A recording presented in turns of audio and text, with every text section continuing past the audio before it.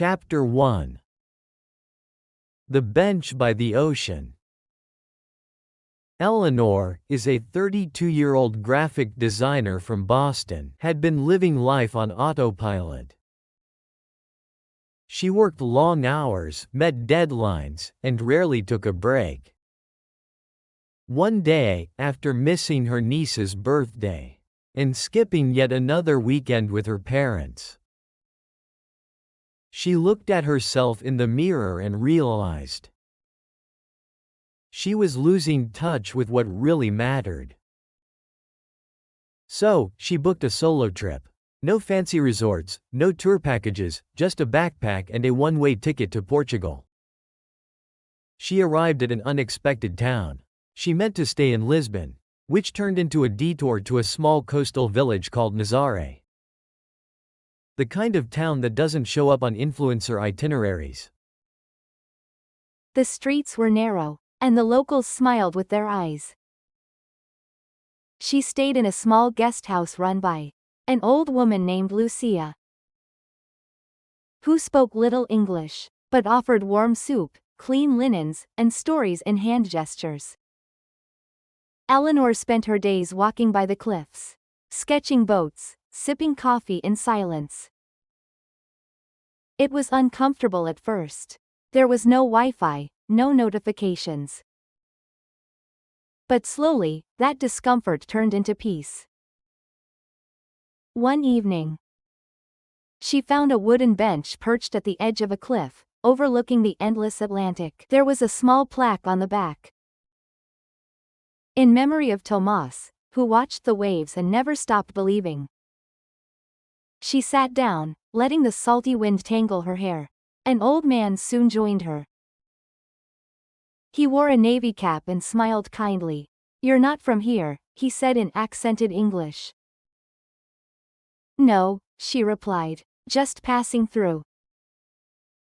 "Everyone says that," he chuckled, "but some of us stay longer than we plan." He introduced himself as Mateo. He had been a fisherman once.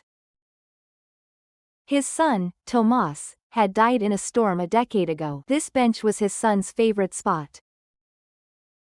Eleanor hesitated but shared that she had been feeling lost creatively, emotionally, even spiritually. Mateo looked out at the sea and said, "The ocean doesn't ask you to be productive. It only asks you to be present. That's enough." The next few days, Eleanor returned to that bench daily.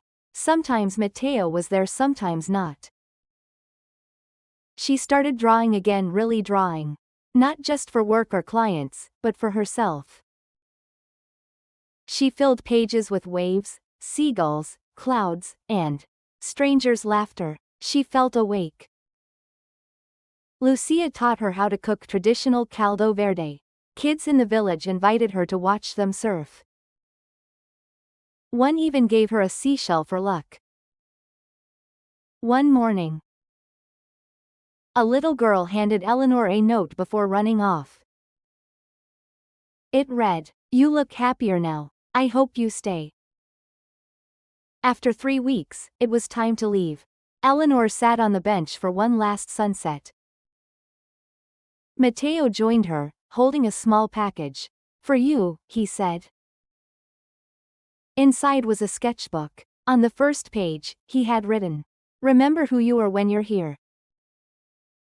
That version of you is real." They said goodbye, not with tears, but with a quiet understanding. Eleanor returned to Boston.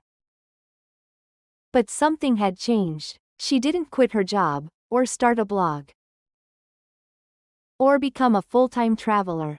Instead, she worked fewer hours. She drew more. She took her niece to the park. She visited her parents on Sundays. And once a year, she returned to Nazaré.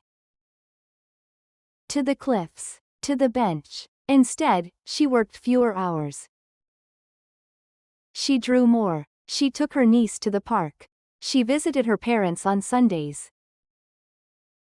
And once a year, she returned to Nazaré.